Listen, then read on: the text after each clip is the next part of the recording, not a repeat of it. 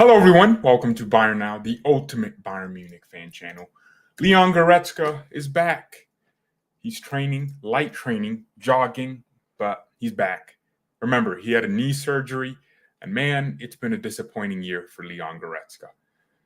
I did say Julian Nagelsmann has so far failed, at least last season, to get the best out of Leon Goretzka, to put him in his best position, because whenever he played for the German national team, he played better than with Bayern. But man, his injuries have not helped. So I'm really interested to see what Nagelsmann does with Leon. He's one of the better box-to-box players in the world. On his day, he's sensational. He wins everything. He wins all the headers. He makes all the great tackles.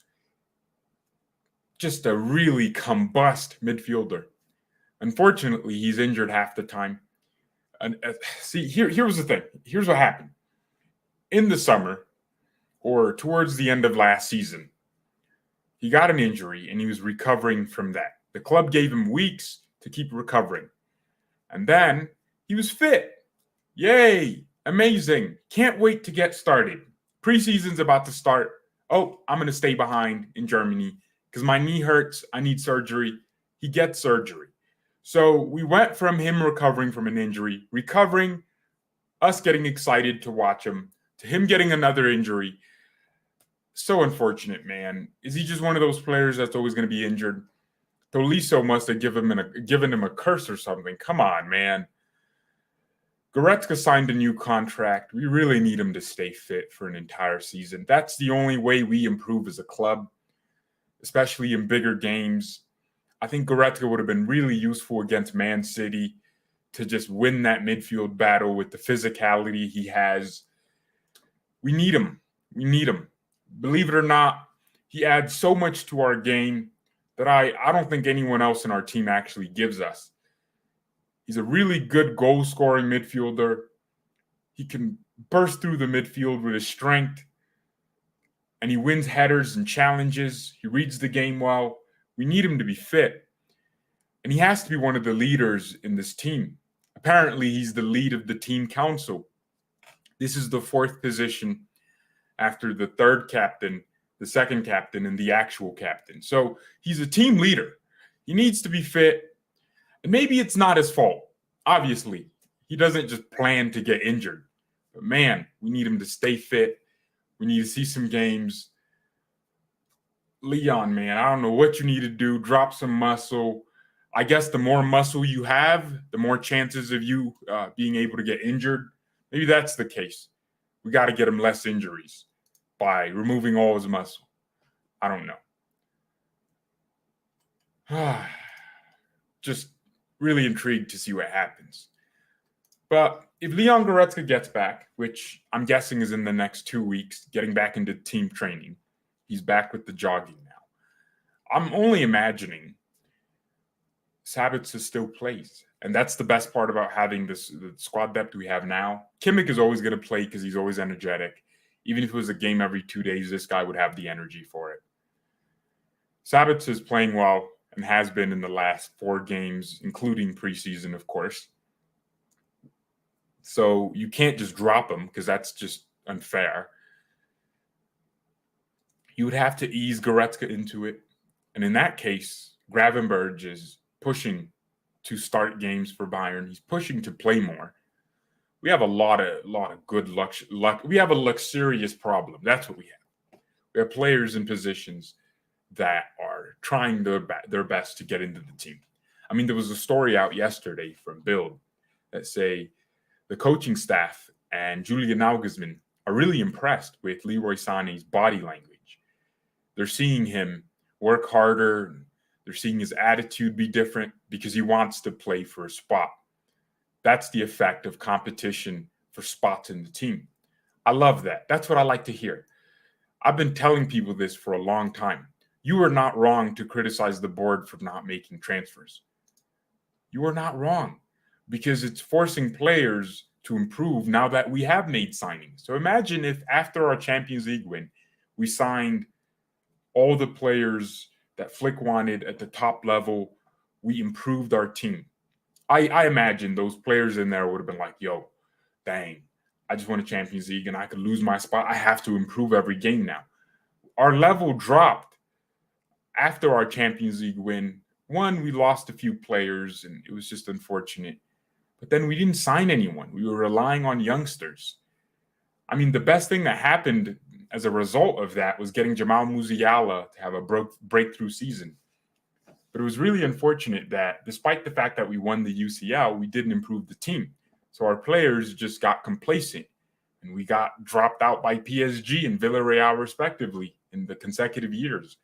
So now that we do have the squad depth, it looks like we have the playing style, the 4-2-2. I could really see a fun season coming up here. And I'm excited for it. Also, speaking of transfers under Hansi Flick, he confirmed that he wanted Goretzka at Bayern.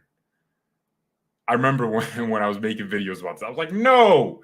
People in the chat were like, yes, he can do something for us. Look, Goretzka's a bowler. I mean, you saw it against Frankfurt. He still has the technical quality that made him a great player, for about 3 seasons. But bro, don't kid yourself. He was never going to come back and have this revolutionary career. Flick only wanted him because that was the level of transfer the board was giving him. Bonasar, Choupo-Moting. He was like, why don't you just add Goretzka in there? He's free and he'd be painless. And he's looking like it looks like I want him in the team. Goretzka is still like 39, right? Or 30 now. How old is Mario Goretzka? He's 30. So it would have been a really kind of signing. It wouldn't have killed anyone for us to have gotten Mario Goretzka, right? So that's what, don't blame Hansi Flick for his scouting, but bro, that was the level of player this board was giving him. So what's up? Bayern Munich want 20 million for Zirkzee, according to Plettenberg. So Florian Plettenberg, the new reliable Bayern reporter. And they want to include a buyback clause. So Stuttgart are interested in case Kalicic leaves them for a different team. What's his name? Sala Kalicic. I think he's Croatian or Bosnian. I don't know. He's one of the countries in Eastern Europe. So this guy might leave and go to a different team. And I'm intrigued to see what happens as a result of him leaving. Will they go for Zirkzee? 20 million? That'd be a lot of money from Bayern. I think this has probably been one of our best transfer windows, but it's actually been a better selling window. I don't think Bayern have ever sold like this in our history. Our net spend is only bettered by Leeds and Man City. And you got to keep in mind, we spent 150-something million. If you look at it, in the top 10 teams that spent the most amount of money in the transfer window, we have the third best net spend. So 10 departures, 15 arrivals at Bayern. They're probably looking at loan signings, youth players, players returning from loans. So, I mean, look, Lewandowski, 49 million. Chris Richards, 13 million. I'm thinking in dollars here. Mark Rocca, 13 million. Omar Richards, 10 million. Lucas Mai, 2 million. Oh, Lucas Mai left? Aw, I'm never going to miss him. And Fruchtel to Austria Vienna. I didn't know he left. Tobin Wren left too. Oh, Hoffman left too. Wow, dude. Obviously, Zula left for free, unfortunately. Tolisso for free. We could have gotten at least 20 million for both of them. I think Sula would have been a 40 million signing or worth player. So we brought in 87 million. We spent 151 million. Our net spend is the third best in the top 10 teams that spent the most amount of money. Spurs have a worse net spend. Man City have a positive net spend. We have a negative, obviously, but it just shows you that not only did we buy a lot of good players, we also sold players very well. So if we get 20 million for Zirkzee, that's looking like some amazing business because Zirkzee doesn't play for us. He can be a good player, but I don't think he's Bayern level. Get rid of Sabitzer? I don't think we should. Sabitzer is proving himself to be valuable to the team. He's working hard and he's pushing to keep that spot in the team. So, what do you know? Oh, by the way, entering Frankfurt, Real Madrid. Should I do a watch along for that? Oh, hell no, I'm not doing a watch along for that. I don't have time. I'll watch it, but I'm not watching it with you. That's dumb. That would be boring. I just don't think that's necessary. Frankfurt will win somehow. Dude, I can imagine Real Madrid get complacent because they're thinking, oh, this is a Bundesliga team. And then Frankfurt just up the level, get a goal or two, and then Real have to struggle to come back. And this isn't one of those big games where those Real players are going to be super motivated. They're probably going to be complacent for a few minutes in the game. But Frankfurt took it low on Bayern. That was a good preseason game for them because that's how they treated it. So, man, this Twitter account, the Premier League panel, this guy, he just knows so much ball. He's looking at our team, and that Musiala position is set, man. I think Goretzka could really do a great job in that Sabitzer position, winning the ball deep and defending transitions. I think we defend transitions better with Goretzka than without him. I remember how he would recover because he's fast too. I don't know if people know this, but Goretzka's a fast man. For a man that's 6'2", he's actually rather fast. He would run down, gather the ball, and pass it, move forward. Box to box, that's literally what he is. So I should stop describing his position and acting shocked that he does his job. Is it just me, or does anyone else want Pavard out? Well, Sergio, I'm one of the more critical people on Pavard, but I think we should keep him. I think he's showing that he can be a good backup for Noose. Because, hey, new season is coming up. Look, he didn't necessarily, just immediately shine in his debut games. But I'm telling you, bro, Noose is coming up. He's going to be cooking. Just watch, okay? Noose is going to put Pavard on the bench. He's going to get 2 assists when he comes off the bench. And now Nagelsmann will have no choice but to play him every game. Come on. Goretzka is not available for 1 month and a half. Yep, that's what it is. But he's back running on he's back doing light runs, and that's good, right? He's returning to the pitch. That means in the next few days we start seeing him with the ball individually, and I think this is actually faster than I would have thought because he's doing light runs. Now he's going to do sprints, and then he's going to train with the ball, and that's going to happen in the next 2 weeks. So I'm happy about that, man. We need Goretzka back. And like I said, his qualities are needed for this team, especially in big games where we need to win the midfield battle, not only with technicality, but with physicality. I think Goretzka is more physically blessed than Sabitzer, and that's obvious. But he's also better technically. I think people forget how good Goretzka is technically. His shooting is superb. His passing is really good. I remember this pass against Barcelona for, I think, maybe the second goal. Gnabry scored it. Thiago in between the lines, and Goretzka first time. He's facing away, and it's like a pass, a reverse first-time pass. That's Leon Goretzka for you. Just technical. I love how he is. People think just because he's tall and fast and box to box, he can't play football, but he can. You know what I'm excited for in the next game? Who are we playing? I forgot. I forgot, bro. Come on. Forgive me, guys. I forgot. Playing Bochum. Oh, good. Oh, no. It's 9:30. Oh, dude. Why are we playing Bochum at 9:30? I got to go to church, dude. Oh, and it's away from home. Oh, no. That's August 21st. Why is Google not showing me the games? Okay. We are playing a team at another 9:30 kickoff. Actually, most of our games. Okay. There's 2 games with some 7:30 kickoffs. This one's on Sunday. Isn't that a bit unfair? We played on Friday to open the league, and then our next game isn't until Sunday.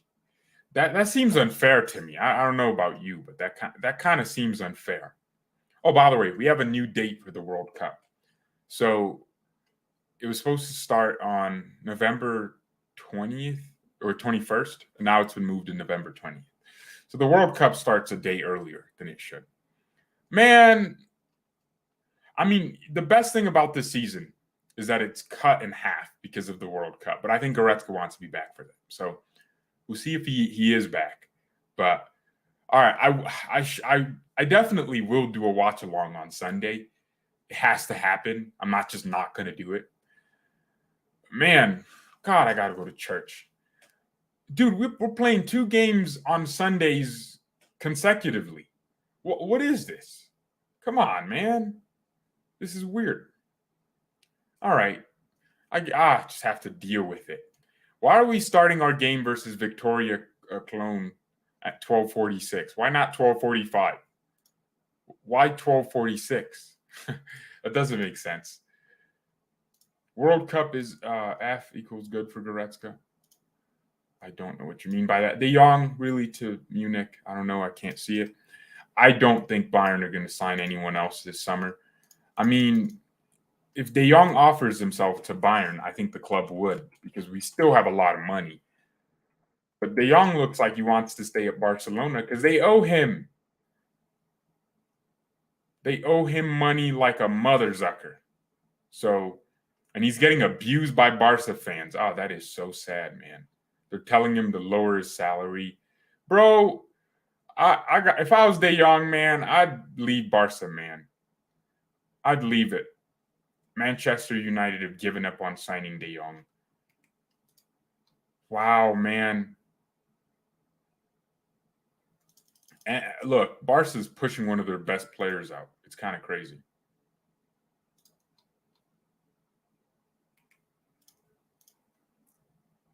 Give Pavard a 10. Barca's a toxic club. They are. They are. I'm not off till Sunday. Let's go. Get to catch the game. That's good for you. I'm just angry that I got to wake up and, man, I was enjoying the 1 p.m.s, the 12:45 games. Now I got to wake up all early. Bayern. And it's immediately the first thing I do in my day. I wish it was like, I guess, yeah, the time in Germany is later than, the Premier League. So obviously they're going to start their games earlier for me. But, for them, it's like, 9 p.m. or 10 p.m. or 8 p.m. I don't know.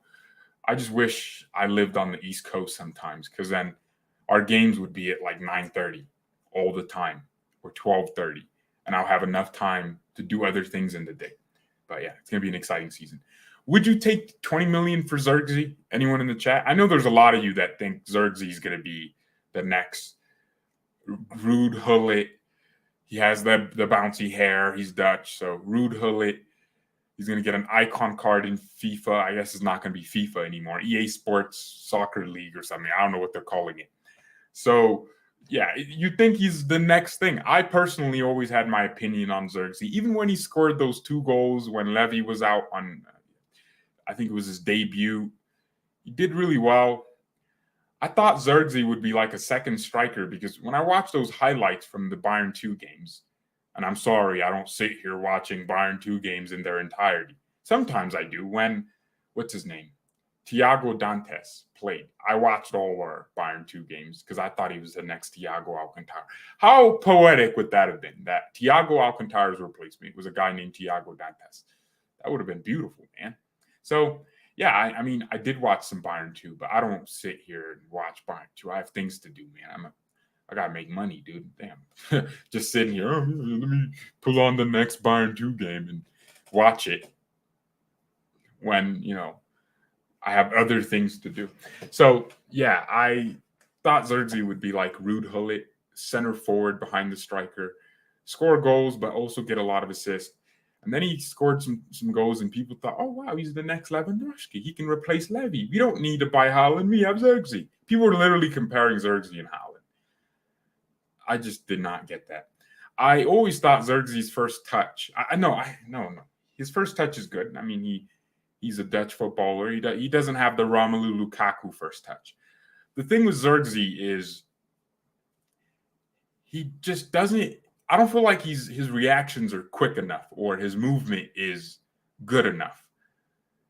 Yeah, he can do the simple things well, and that's why a club like Stuttgart would want him, because he has some extra quality about him because he grew up at Bayern.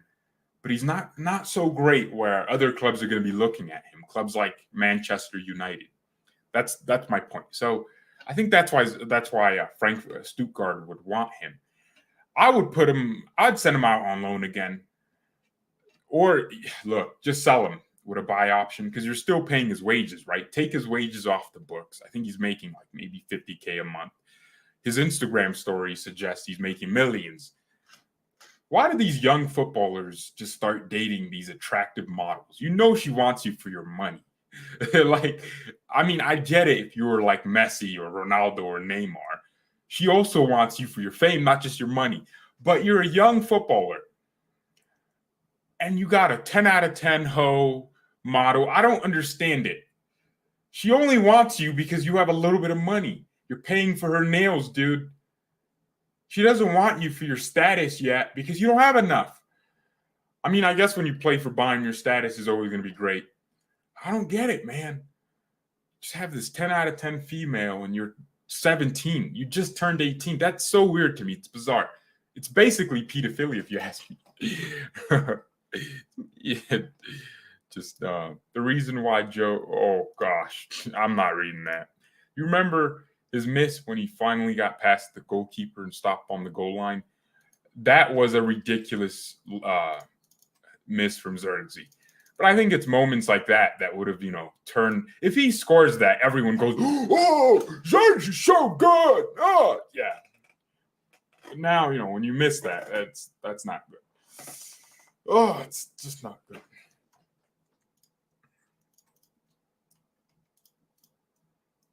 Nice haircut. Oh, thank you, Ted K, my mans. Oh, I already read that. Oh, thank you. You're welcome. Frankfurt, 3 p.m. Eastern, 1 p.m. for me. So in about an hour, it's going to be a code game. Can't wait to see Frankfurt throw up some smoke on Real Madrid. Obviously, I'm going to be rooting for the Bundesliga team, but I'm not going to kid myself. I think Real Madrid are probably going to win that, but Frankfurt have an opportunity to have an upset if Real Madrid don't, just heighten the level.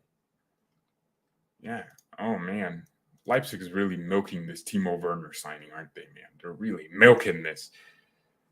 Their social media team. This is the best thing that ever happened to them, getting Timo Werner back. I guess it makes them a serious club. I mean, in their bio, they still have DFB Pokal holders, RB Leipzig. I mean, that's because you're not going to win many trophies in Germany. So you might as well take, and get the most out of it. All right, let's see what's happening in the rest of the league this upcoming match day. Match day 2. Freiburg. Oh, Dortmund. It's going to be a fun game. Christian Streich versus Edin Terzic. Dortmund definitely might lose that because it's away from home. Leipzig are playing Cologne at home. Bayern, obviously Wolfsburg on Sunday. Hertha Berlin, Frankfurt. So I want to see that. I think that'd be fun. I don't want to watch Leverkusen without Witt because I don't really care about them that much. When's Schalke playing? I want to see who they lose to next. They're playing at home, their first home game since getting promoted. Mönchengladbach, so that's going to be fun. Match day 3 looks a little bit better. No, looks the same. No big games yet. No Bayern Leipzig, no Bayern Dortmund. When do we play Dortmund? RB Leipzig play Dortmund match day 6, September 10th. That's going to be a big game. I don't know why they put that at 7:30. That's a game you play on at like 10:30. The league has to start considering other time periods or time zones in the world. Dortmund versus Leipzig at 10 p.m., 10:30 makes sense because Dortmund versus Bayern is always at 10:30.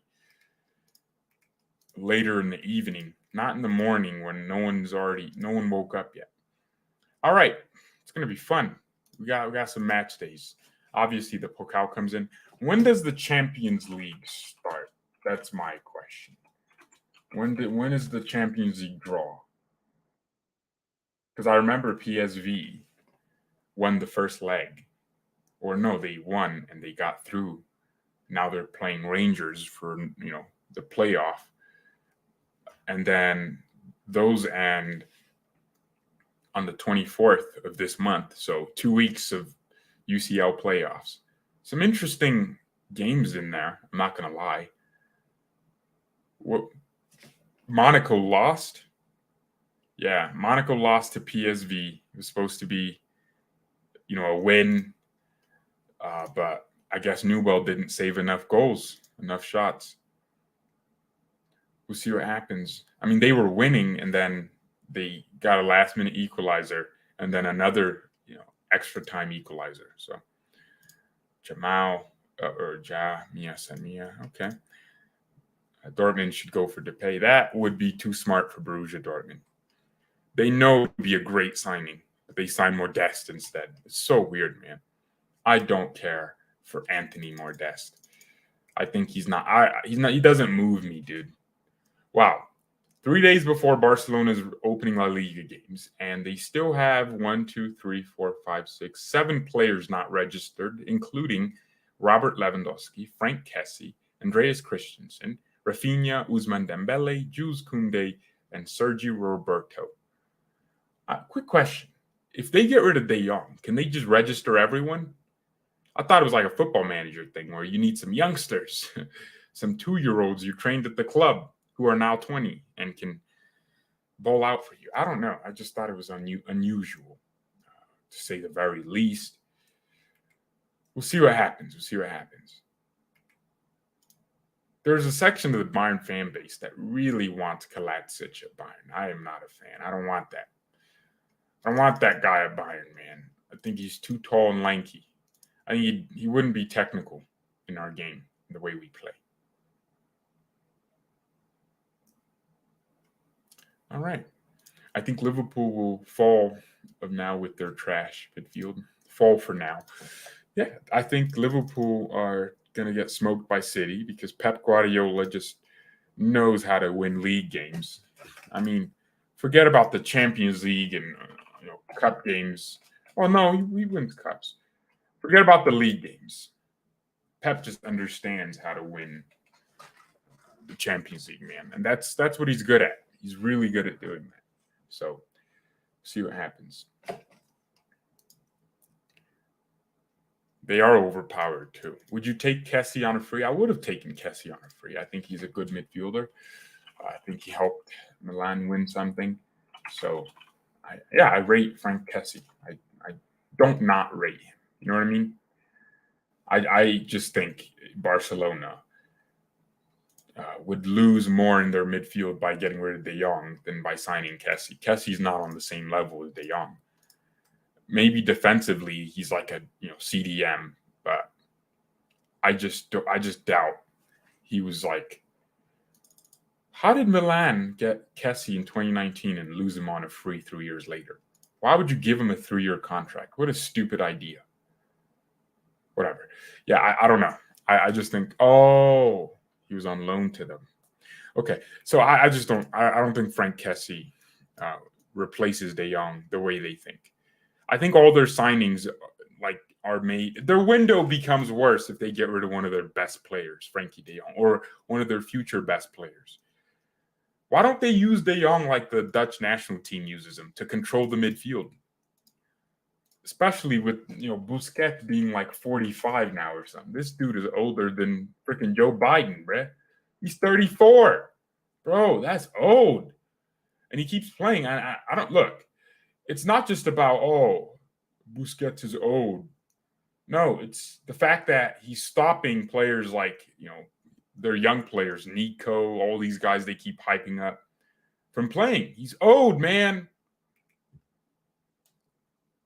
Yeah, he's a good player, but he's old.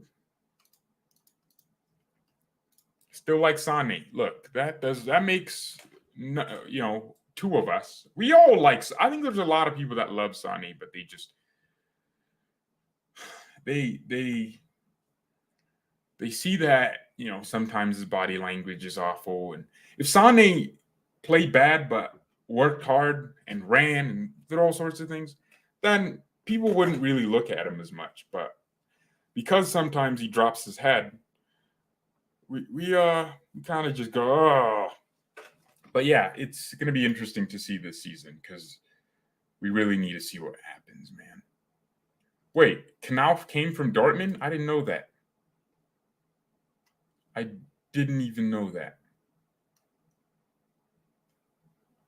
Wow. Wow. Okay, so let me look at the Frankfurt versus Real Madrid lineup. It's good to see a Bundesliga team in a game like this. Well, Real have their typical midfield of Modric, Casemiro, and Kroos. Backline, Militao, Alaba, Mendy, and Carvajal. Benzema, Valverde, and Vinicius Jr. It can be a 4-4-2.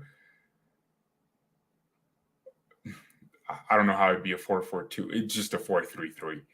I don't know why they play Federico or Ferdi Valverde in that right wing position. Well, Frankfurt's team. Who's this? They're playing Borre, the striker. Moini's on the bench. So it's Trapp, it's Toure, Tuta, Dika, midfield So and Rode, Knauf, Lindstrom, Kamada, Lenz. Bro, Daichi Kamada is going to be key in this game to alleviate pressure from them, but obviously they're going to be going long. Because Real Madrid don't play like City where they dominate the game, you're going to see a very entertaining game of football. I can't wait to watch this. This is going to be one of the best teams ever in history, ever, versus Frankfurt, who are going to have the fans.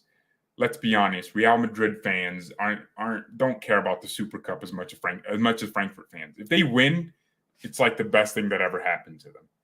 So, and Frankfurt's bench isn't that bad. They have Moini, one of Ligue 1's better strikers that can come on, who already scored against us. He can be an outlet later in the game when everyone's tired. If there's no goal by then, he comes on and he just smokes Alaba or something, runs in behind Militao, and Kamada picks him out for a pass, and it's a goal. But the thing they're going to miss is Kostic. But they have Lenz, who plays okay. He's not Kostic, though. So they're going to be relying on Knauf to be, their chance creator, because that's how they play. They try to, occupy the central areas with Lindstrom and Kamada, because they're not wingers. So they occupy the central areas. And then they use Ansgar Knauf's speed and his dribbling to win, to get assists. So, but Real Madrid, all they need to do is get Benzema and Vinicius on the ball. And if Frankfurt's defense isn't up to the task, they're going to cook them every time. And you're going to see a crazy scoreline. It's going to be like 4-0 by halftime, because Frankfurt can either win or lose. They have to, because they're going to go for this, man. That's why. What's the score prediction for that game? I hope they win, man. That the streets would never underestimate the league again if Frankfurt win that. What's your score prediction for that game? I'm actually intrigued what y'all are going to say.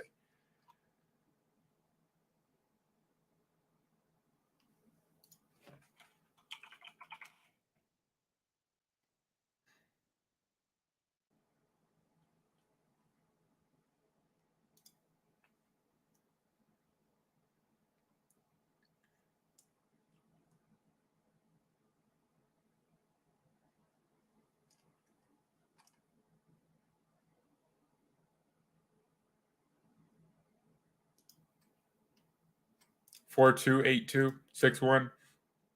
He would keep saying we Farmers League. Probably if they win, it can be proven wrong more. Yeah, they'll call us a Farmers League, though. But Frankfurt beating Real Madrid could be, the message that the streets need. And the streets will forgive, our 10, Bundesliga wins.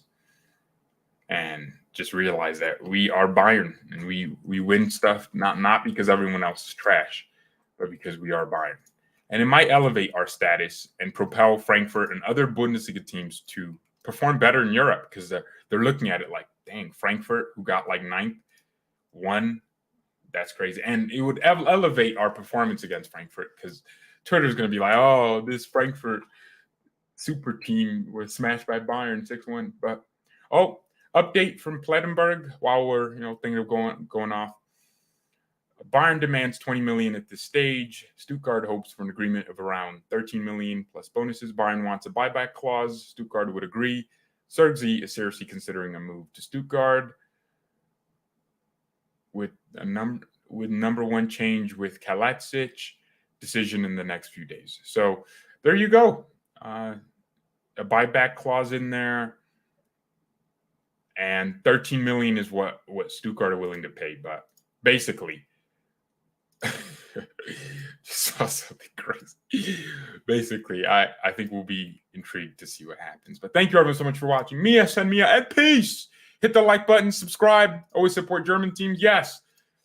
Pack mass to Frankfurt, or let's go. Whatever. Take the deal. I'd take 13 million, bro. That'd be great. Great business.